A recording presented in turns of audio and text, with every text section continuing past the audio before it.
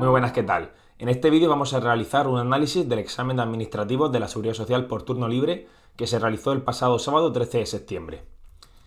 El principal objetivo de este vídeo va a ser dar respuesta a todas las dudas que nos han llegado en el día de hoy tras la publicación de la plantilla provisional de respuestas. Como no podría ser de otra forma, porque ya viene siendo lo habitual, no está exenta de polémica. Hay mucha gente que quiere impugnar ciertas preguntas y bueno, pues como digo, el principal objetivo de este vídeo va a ser dar respuesta a ello, mostrar nuestra postura, que no vale absolutamente nada, lo que importa es al final lo que diga el tribunal, pero quizás te pueda ayudar lo que comentemos en este vídeo para formular tus impugnaciones si es que te decides a ello. Voy a comentar el orden que voy a seguir en este vídeo, ya que no voy a tratar solamente ese tema. Primero vamos a hablar de la proporción de preguntas que ha tenido la primera parte, que es algo que sabemos que no se contempla en la convocatoria y bueno, pues parece que ya se empieza a consolidar una norma no escrita, ahora hablaremos sobre ello. También vamos a comentar cómo tenemos que realizar estas alegaciones. Nos meteremos de lleno en lo más interesante de este vídeo, que va a ser comentar las preguntas más polémicas, tanto de la primera parte como del supuesto. Quiero hacer mención especial en tres preguntas que para mí, aunque quizás se podrían considerar incluidas en el programa de forma implícita en algunos epígrafes, pero yo considero que están fuera del programa, ahora explicaré por qué, y luego pues comentaremos, basándonos en la convocatoria anterior, los plazos que podemos esperar, cómo van a ser los siguientes pasos y cuánto puede demorar, y finalmente recordar los criterios de corrección y valoración, que son distintos a los del año pasado, y una especulación muy poco relevante, porque esto nunca se sabe, sobre las notas de corte. Bien, comenzamos con esta proporción de preguntas de la primera parte. Como digo, al final esto no es que sea muy importante, pero siempre suscita dudas, ya que no está estipulado en la convocatoria el número de preguntas que nos encontramos y se ha repetido lo del año pasado. Por lo tanto, pues parece que puede ser la tónica habitual. 24 preguntas del temario general y 43 del temario específico. Las importantes, aunque alguna se anula, pero bueno, 23 titulares de este temario general y 47 del específico. Estas 23 corresponden a una por cada tema del temario general, ¿vale? Algo que es totalmente subjetivo, pero que creo que muchos estaréis de acuerdo, es que esta primera parte ha sido notablemente más difícil que el examen del año pasado. Esto al final pues no pasa nada, el examen es igual para todos y la pregunta que a ti te descoloca no tan solo te descoloca a ti, sino que es posible que descoloque a un gran porcentaje de los opositores. Pero bueno, ha llamado la atención que unas cuantas preguntas, tanto del temario general como del temario específico, han tenido una dificultad bastante notable. Esto, bueno, pues no nos tiene que asustar. A lo mejor llevábamos una idea de conseguir cierta calificación y nos hemos visto en la primera parte más bajo, pero bueno, tenemos que saber que esto prácticamente le ha pasado a todo el mundo, ya que, al igual que el año pasado de esa primera parte, pues fuera de lo previsible pudimos ver a lo mejor 2-3 preguntas y dejamos de contar, pues aquí creo que fácilmente hay más de 10 preguntas de un nivel muy alto.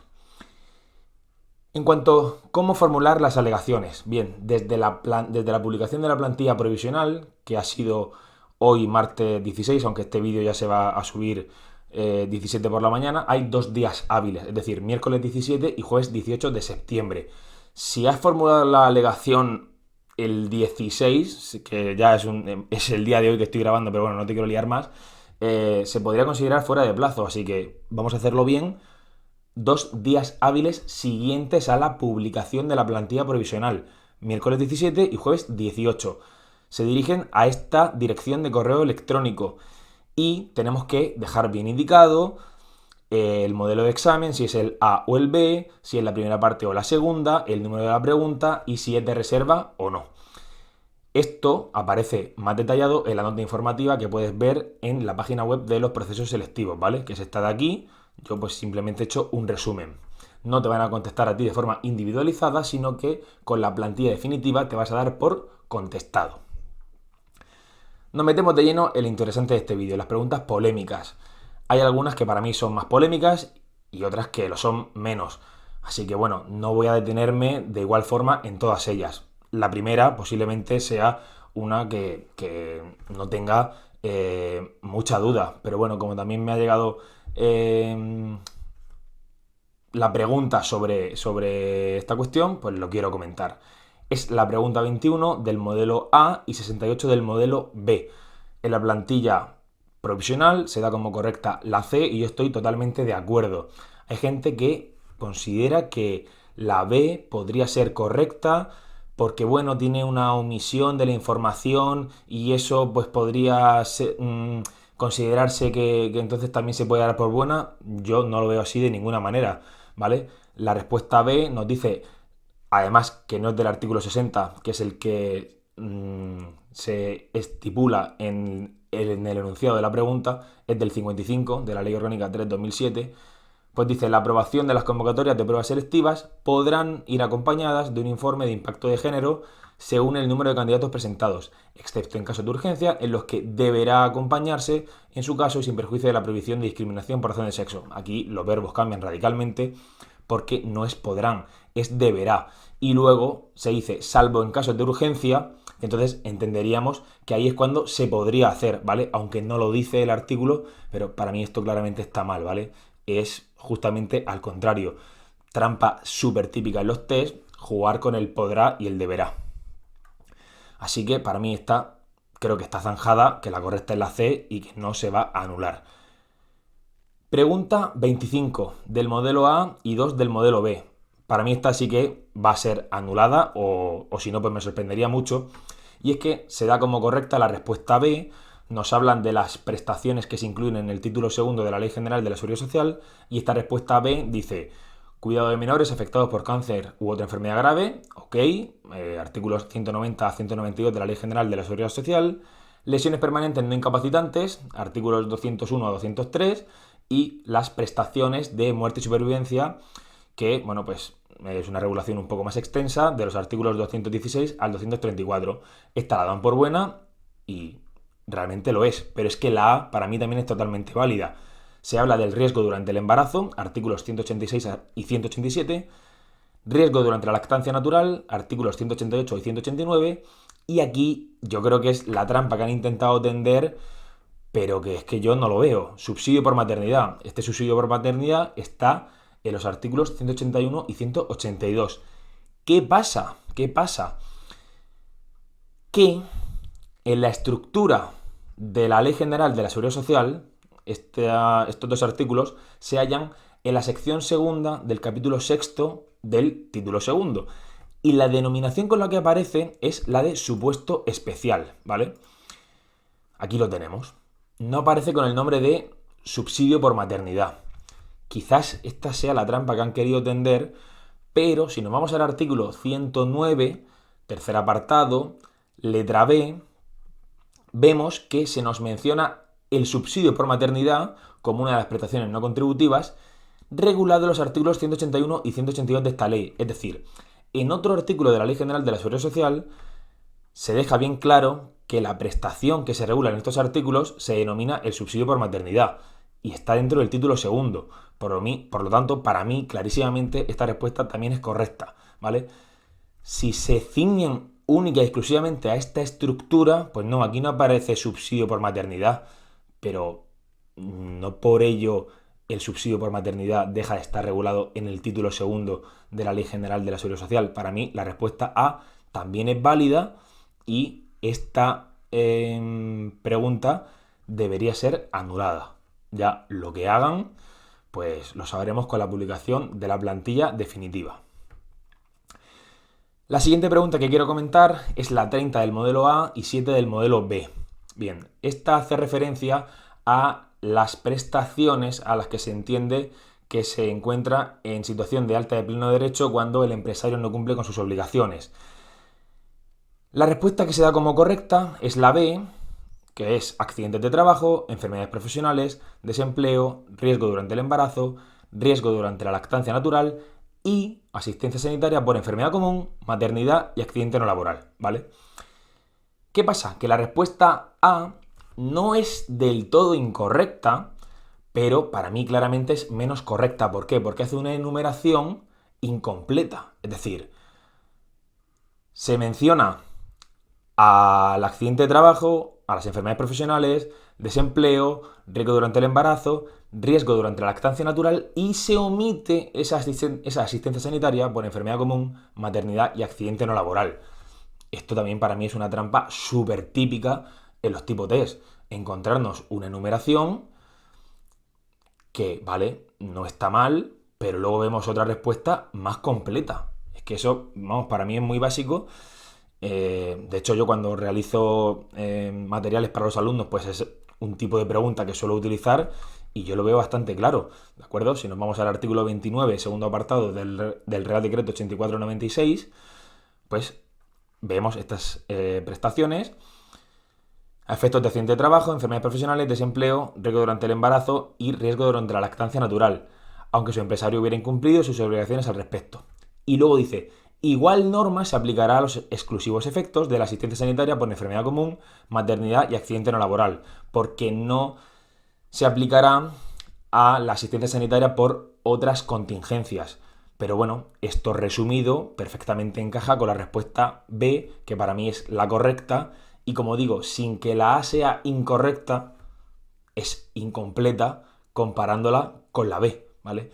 Si la B no estuviese en el test y apareciese algún otro disparate, pues entonces, vale, podríamos dar como correcta la A, siempre y cuando no contuviese nada que estuviese mal. Pero cuando en un test hay dos respuestas y una más completa que la otra, para mí no tiene cabida pensar que la A también podría ser correcta, ¿vale? Otra pregunta es la siguiente, 31 del modelo A y 8 del modelo B. Aquí, yo la verdad es que cuando vi el examen, pues la vi muy clara que estaba bien, pero sí que es cierto que parece que hay una omisión que podría dar pie a la anulación de la pregunta. Y es que se da como correcta la A, tendrán efectos desde el día en que se formule la solicitud, salvo que se haya producido el ingreso de las cuotas dentro del plazo reglamentario, en cuyo caso el alta se retrotraerá sus efectos a la fecha en que hayan ingresado las primeras cuotas correspondientes al trabajador de que se trate. Bien, hablamos de las altas fuera de plazo. ¿Qué sucede? Si nos vamos al artículo 35 del, no lo he puesto aquí, Real Decreto 8496, vamos a ver que esto tan solo se aplica cuando estamos hablando del sistema de autoliquidación. También conocemos el sistema de liquidación directa y el sistema de liquidación simplificada. En esos dos casos, en ese supuesto, no se podría dar la retroactividad de los efectos del alta. Por lo tanto, aunque de primera la verdad es que no lo vi, me lo han comentado, sí que considero que es una omisión importante y que puede dar pie perfectamente a la anulación de la pregunta. Yo qué sé, luego habrá gente que querrá pensar que el sistema de autoliquidación es la regla general, ¿no? Que es el supuesto ordinario y que como no nos dicen nada que se salga de la normalidad, pues tenemos que hacer esa presuposición y que sería suficiente para contestar la pregunta. Vale, pero siendo estrictos, yo creo que hay motivos para dudar, ¿vale? Hay motivos para dudar porque, como digo, en el sistema de liquidación directa y en el sistema de liquidación simplificada no se podría dar esa excepción. Damos un salto a la pregunta 62 del modelo A y 39 del modelo B, que hace referencia a una orden que ha sido muy problemática, que es la orden 13 de febrero del 67, porque, bueno, como ahora veremos, la siguiente pregunta, la 65, también versa sobre esta orden. Aquí se nos pregunta por las situaciones asimiladas al alta para las prestaciones de muerte y supervivencia, o bueno, concretamente la de viudedad, pero la cuestión es que la respuesta correcta que nos dan en la plantilla provisional es que se considera una situación similar al alta el cese en la condición de trabajador por cuenta ajena con la suscripción del oportuno convenio especial con la mutualidad correspondiente, ¿vale? ¿Qué sucede? Pues tal y como estudiamos nosotros en el temario, está la orden ministerial 2865-2003 en la que se establece que la suscripción del convenio especial es con la Tesorería General de la Seguridad Social. Ya no cabe una suscripción del convenio con una mutualidad. Eso es algo muy anticuado. Bien, hay gente que quiere impugnarla por esa vía, pero resulta que la disposición transitoria de esta orden ministerial nos dice que los convenios especiales suscritos con anterioridad a la entrada en vigor de esta orden seguirán rigiéndose por la normativa anterior que les sea de aplicación. Es decir, una persona que tiene suscrito un convenio especial con una mutualidad anterior al 2003, a la fecha concreta en la que entrase en vigor esta orden ministerial, lo mantiene, ¿vale? No desaparece, no se extingue ese convenio especial que ha suscrito. Por lo tanto, la situación asimilada al alta que consiguió en ese momento seguiría vigente. Esto lógicamente es algo que poco a poco pues, va a ir desapareciendo porque ya hace unos cuantos años de aquello y pues esa gente irá falleciendo. O sea, es algo a extinguir, pero mientras tanto, aunque no se puedan suscribir nuevos convenios con esa mutualidad, los ya suscritos seguirían en vigor. Sí que es cierto que esta disposición transitoria, justo a continuación, no lo he puesto aquí, deja la puerta abierta a que se modifique, a que se cambie la regulación por la que establece esta orden ministerial, ¿vale? El que ya tuviese el convenio suscrito podría adaptarlo a la legislación en vigor, pero si decide no hacerlo, podría continuar en situaciones similares al alta, y yo considero que la respuesta correcta es válida, ¿de acuerdo? Veremos a ver qué opina el tribunal, porque esta pregunta, pues sin lugar a dudas, va a ser impugnada, ya que en la actualidad esto no te puede dar el pase a una situación similar al alta, pero sí que la puedes mantener si ya la tenías antes del 2003. La siguiente pregunta es la 65 del modelo A y 42 del modelo B. Esto ha sido bastante llamativo y es que ya en la plantilla provisional esta pregunta ha sido anulada. ¿Por qué?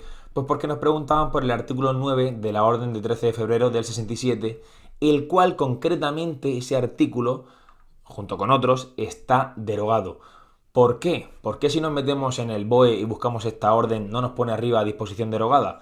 Pues porque tan solo las normas posteriores que contradicen algunos de esos artículos son las que provocan la derogación de ellos. Es el caso del artículo 7 del decreto 1646-1972, que en su segundo apartado, pues estableció una nueva regulación sobre la base reguladora de las prestaciones, de las pensiones por muerte y supervivencia derivadas de contingencias comunes, ¿vale?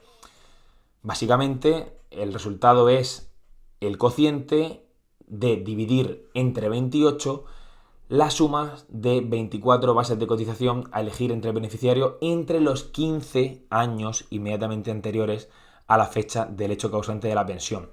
El artículo 9 de esta orden del 67 habla de 7 años, que será la respuesta que nos querían dar como correcta, pero ellos mismos lo han visto antes de publicar la plantilla provisional, así que ya la han anulado. Pasamos ahora a hablar de las preguntas de reserva. Esto también ha generado algo de revuelo, y es que el orden de las preguntas de reserva del modelo A y el modelo B es distinto. Entonces dices, oye, ¿y si se anula una o dos preguntas? ¿Qué pasa? ¿Que al final se va a valorar la calificación final con preguntas distintas al opositor que ha ido con el modelo A al que ha ido con el modelo B? Pues no, aquí el tribunal lo que nos dice es que se seguirá el orden numérico del modelo A y su equivalente en el modelo B. Es decir, quien tenga el modelo A, si se anula una pregunta, pues se coge la primera. Si se anulan dos, se coge la primera y la segunda. Y si se anulan tres, la primera, la segunda y la tercera. Ok, pero los que hayan hecho el modelo B, hay que buscar la equivalencia. Si se anula una, te cogen la 2, porque corresponde con la 1 del modelo A. Si se anulan dos, te cogen la 2 y la 3. Y si ya se anula el 3, pues se cogen la 2, la 3 y la 1, es decir, las 3, evidentemente, ¿vale? Así que aquí tranquilos, que todo el mundo a todo el mundo se le van a tomar las mismas preguntas para obtener su calificación. Eso es lo que respecta a las preguntas polémicas de la primera parte, ¿vale? Me parecen unas cuantas, la verdad, porque el año pasado pues no hubo polémica alguna en la primera parte. Como digo, también eran cosas bastante previsibles. Aquí pues han sido preguntas de más nivel y encima pues que van a tener que pensarse bien al final si anulan o no unas cuantas de ellas. Y la pregunta estrella del examen, la que más revuelo ha causado yo creo, sin lugar a dudas, es esta pregunta 5 del supuesto práctico del modelo A y 13 del modelo B. Bueno, tengo aquí el documento, pero al final, como ya lo tengo en la cabeza, no me he ido remitiendo a él por no alargar mucho el vídeo. En lo que he dicho, pues vete parando si lo necesitas para consultar la pregunta concreta a la que me estoy refiriendo, pero aquí sí quería tener esto delante para estructurarlo un poquito mejor. Básicamente tenemos un supuesto especial en el que se dan unos salarios retroactivos que se tienen que abonar a lo largo del mes de abril de 2025 por convenio colectivo, ¿vale? ¿Qué pasa aquí? La publicación del convenio es el 25 de marzo de 2025. La regla general que encontramos en el artículo 56 del Reglamento General de Recaudación, si la leemos, ¿vale? Aquí la tienes totalmente escrita aquí, la tienes literal, pero la idea es que si no se estableciese cuándo se tienen que abonar, pues el plazo reglamentario de ingreso finalizaría el último día del mes siguiente a la publicación del convenio. Pero como se nos dice que se tienen que abonar a lo largo de abril del 2025, entra en juego la excepción, la regla especial, está en el párrafo siguiente, y es que el plazo reglamentario de ingreso de las cuotas correspondientes finalizará el último día del mes siguiente a aquel en que se abonen dichos incrementos o surtan efectos dichas diferencias, siempre que se acredite documentalmente el mes en que han sido abonadas o aplicadas. Y para mí está muy claro, porque sí que es cierto que el enunciado puede ser un poco ambiguo, ya que se dice que deben abonarse en abril y luego se dice posteriormente que no se abonaron en dicho plazo. Entonces, pues, a algunos les ha hecho pensar que se aplicaría la regla general y no la regla especial, pero no es así, ¿vale? Una cosa es la obligación laboral de pagar los salarios y la otra, la obligación de cotizar. Sí que es cierto que la redacción en sí de la respuesta podría ser un poco mejorable porque lo correcto sería decir que se tiene hasta ese último día, ¿no? Parece que aquí la respuesta dice el día 31 de mayo, no. Lo correcto sería decir hasta el día 31 de mayo es cuando tiene. Pero yo creo que se entiende que nos están preguntando por el último día del plazo reglamentario de ingreso. Por lo tanto, ¿vale? Muy resumidamente, porque aquí tienes el apartado del artículo concreto al que se refiere, pero para mí está muy claro. Aunque exista cierta ambigüedad, yo creo que precisamente esa era la trampa que quería entender, está muy bien hecho, es una pregunta de muchísimo nivel.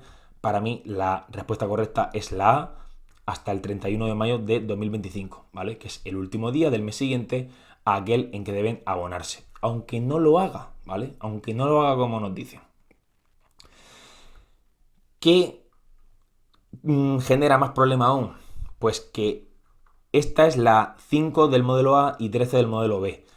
Pues la 7 del modelo A y 15 del modelo B está totalmente condicionada a la respuesta que damos ahí.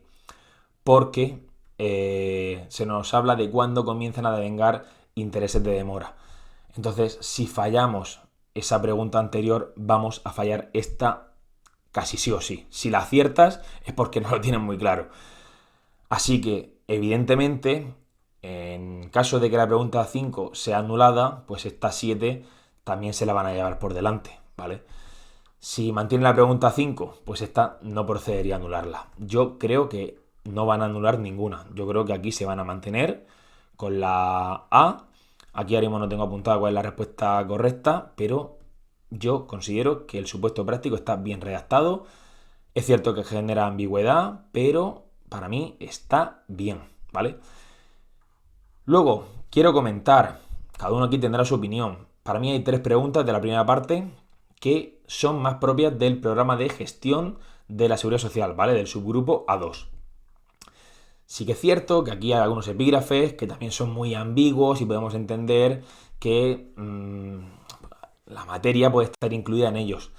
Pero existiendo un programa de una oposición de un subgrupo superior, ok, que establece estos epígrafes, si en la nuestra no los encontramos, la información que nos da es que no nos quieren preguntar sobre ello. Es el caso de estas 3 preguntas, ¿vale? la 29 del modelo A y 6 del modelo B, que hace referencia a las infracciones y sanciones en materia de seguridad social. Sí que es cierto que muy ligado a algo importante para nosotros, que es la obligación de afiliación, ¿vale? Esa solicitud que hay que hacer, pero es meternos en la LISOS y yo considero que no procede. La LISOS es la Ley de Infracciones y Sanciones en el Orden Social. Luego la 48 del modelo A y 25 del modelo B, que en realidad es una chorrada, a mí esta pues me fastidia porque no la tenemos en el temario, habla sobre la revalorización de las pensiones, que es artículo 59, si no recuerdo mal ahora mismo, de la Ley General de la Seguridad Social, y pues también aparece este epígrafe en el programa de gestión y no en el de administrativo. Sí que es cierto, no, el 59 o el 58, creo que era el 58. Y luego está también complementos para pensiones inferiores a la mínima y complemento para la reducción de la brecha de género. Este último sí que lo metí como extra al final, el artículo 60, pero bueno, pues aquí este se quedó fuera, así que es una pena, esta pregunta no está. Lógicamente añadiremos estos artículos, pero para mí es que es una pregunta más propia del programa de gestión. Otros dirán, no hombre, esto hay que darlo sí o sí en el tema de las prestaciones, ¿no? Como una característica de ellas. Vale, pues puede ser que abarcando ese epígrafe de una forma más amplia, te metes en este artículo y lo das. Pero es lo que digo, si en el programa de gestión aparece que no esté en el de administrativo, pues la información esa es, no sé, poco fiable. Y por último, la 63 del modelo A y 40 del modelo B, que se mete en una prestación no contributiva, que es la prestación por razón de necesidad a favor de los españoles residentes en el exterior y retornados, ¿vale? De nuevo, epígrafe propio del programa de gestión, aquí hay una pregunta sobre ella, yo considero que está fuera. Conozco gente que esto también lo quiere impugnar, puedes hacerlo, pero intentando entender al tribunal, pues bueno, son cuestiones que con los epígrafes que tenemos, si hacemos un abordaje muy, muy, muy amplio, pues también estarían contenidas, ¿vale? Por lo tanto, pues aquí, sobre todo en estas dos, aceptamos un poco más la derrota. A mí esta no me convence sí que nada, ¿vale? Meternos en la LISOS, pero es lo que hay. Tampoco me parece algo muy, muy relevante, ya que es igual para todos, es de la primera parte, pero bueno, podría ser polémico encontrarnos esto en un futuro en el supuesto práctico. Y esta es mi opinión sobre todas estas preguntas. No tienen ni que estar de acuerdo ni que estar en contra. Simplemente, si algo de lo que te he dicho aquí te vale, utilízalo y si no, no pasa nada. Podré llevar razón o no, el tribunal dirá que es el que manda. Yo no pinto nada. Yo simplemente aquí intento ayudar a todos aquellos que me han preguntado. Y ahora, el escenario que se abre, ¿de acuerdo? Cojo como referencia la fecha de la convocatoria anterior para que nos hagamos una idea de cuánto tenemos que esperar, ¿vale? Porque ahora ya va a empezar la desesperación de ver qué pasa en las semanas, que no hay movimiento, que sepamos que esto suele ir lento, así que tengamos esto claro. El año pasado, el examen ordinario fue el 30 de noviembre del 24. Y hubo un examen extraordinario, dedicado principalmente a todos los afectados por la DANA, pero nosotros también podríamos tener un examen extraordinario, ¿vale? Veremos a ver si en la próxima semana o en los próximos días se realiza un llamamiento. Y es que en ciertos casos de fuerza mayor, pues normalmente embarazos de riesgo, partos, se contempla que se pueda realizar un examen extraordinario. Entonces, habrá que ver si hay alguien que ha solicitado poder hacerlo en otra fecha. La publicación de las plantillas definitivas fue el 31 de enero del 2025, perdón que esto está mal escrito, es decir, pasaron 2 meses desde el examen ordinario. Un poquito más tarde, una semana más tarde, ya salió la relación de opositores que habían superado del ejercicio único. 3 meses más tarde ya todo se ordenó, ¿vale? Porque, como ahora comentaré, pues puede haber muchos empates que hay que desempatar a través de un sorteo. Y además este año ya se contempla la posibilidad de que pueda haber empates al final del todo. Por lo tanto, puede haber gente que supere el ejercicio único pero luego no supere el proceso selectivo. Serían muy pocos, pero en caso de empate eso también podría suceder. si no cuadran justo el número de plazas con los que han superado el ejercicio único. Y ya, pues más adelante, más o menos un mes más tarde de esto, se ofertaron los destinos y a finales de julio se publicó el nombramiento como funcionario de carrera, ¿vale? Puedes tomar como referencia estas fechas para hacerte una idea de lo que tienes que esperar. Puede adelantarse, puede demorarse, pero bueno, son unas fechas que tenemos ahí. Y ya para terminar, ¿vale? Porque es lógico, ¿no? Ya después del examen todos queremos saber si conseguiremos plaza, si no, y como no queremos esperar hasta este momento, pues queremos intentar adivinar la nota de corte y es algo muy, muy difícil. Este año, además, han cambiado los criterios de corrección y valoración. El año pasado no se estipulaba el número de personas que iban a pasar la primera parte y se les iba a corregir el supuesto práctico. Este año sí. Este año se estipula que pasan la primera parte 3.500 del sistema general o turno general y 350 del turno de reserva. Esto, con un examen de una dificultad similar al del año pasado, habría supuesto, sin lugar a dudas, una nota de corte en la primera parte bastante mayor. El año pasado fue un 36,25. No se sabe el número de personas que pasaron esa primera parte, pero perfectamente pudieron ser 8.000, 10.000. Fue una nota de corte bastante bajita. ¿Qué pasa? Que aunque este año se ha fijado en 3.500, que no son muchos teniendo en cuenta que el año pasado había 2.500 plazas, estamos hablando de un examen notablemente más difícil. Por lo tanto, ahí también tenemos que esperar un bajón en las notas de corte, ¿vale? Yo siempre hablo, y luego la gente un poco se me tira al cuello, cuando hablo que para estar tranquilo tenemos que tener un doble 8, ¿vale? Evidentemente un doble 8 es una notaza, eso te da plaza casi seguro, y no estoy diciendo que el corte se vaya a quedar ahí, que luego hay gente que dice, está diciendo el de simplifica que va a quedar, que hay que tener un 56 y un 12. Yo no estoy diciendo que haya que tener un 56 y un 12, sino que yo estaría totalmente tranquilo teniendo esas notas. Con la dificultad que ha tenido este año la primera parte, pues es que, vamos, ni de coña un 8. Ya con un 7 creo que estaría bastante tranquilo, que sería un 49 sobre 70. Y casi seguro va a ser más bajo, ¿vale? Es que se puede quedar en 40 y poco, en 30 y pico, no lo sabemos. Pero yo empezaría a estar verdaderamente tranquilo, creo que a partir del 7 en la primera parte. Y luego ya el supuesto sí que cambia la película. El supuesto a mí me parece que ha sido sencillo. Quitando la pregunta 2 del modelo A, que ahora mismo no sé muy bien a cuál corresponde con el modelo B, que era la de la mutua, que no la he metido aquí como pregunta posiblemente del temario de gestión, aunque hay gente que también opina lo mismo, que sería propia del tema de colaboración en la gestión de las mutuas, pero bueno, esa pregunta muy muy con pinzas podría estar en el epígrafe del encuadramiento e inscripción del empresario, en esos requisitos para inscribirse. El artículo es el 14 del Real Decreto 6496 y está ahí, ¿vale? Entonces, bueno, quitando esa pregunta, quitando, lógicamente, estas dos, que evidentemente si tienes mal esta es una liada muy gorda porque tienes también mal la séptima del modelo A y la última del modelo B, el resto del supuesto creo que ha sido bastante asequible. Las notas que me han llegado son considerablemente altas.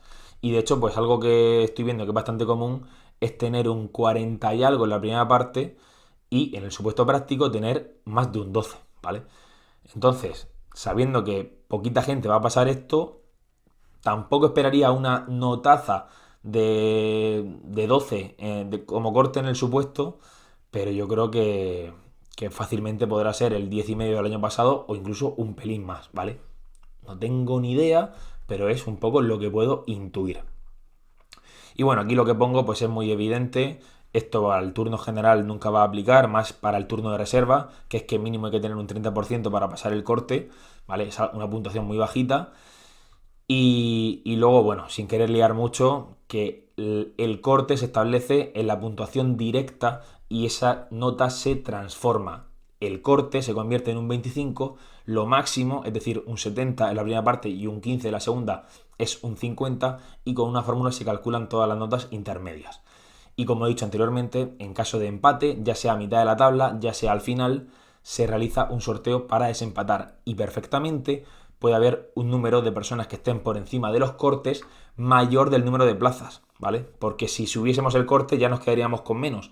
Entonces, pues con ese sorteo va a haber gente, salvo que justo cuadren los números, que se pueda quedar fuera. Pero eso ya es una preocupación de dentro de unos cuantos meses, ¿vale?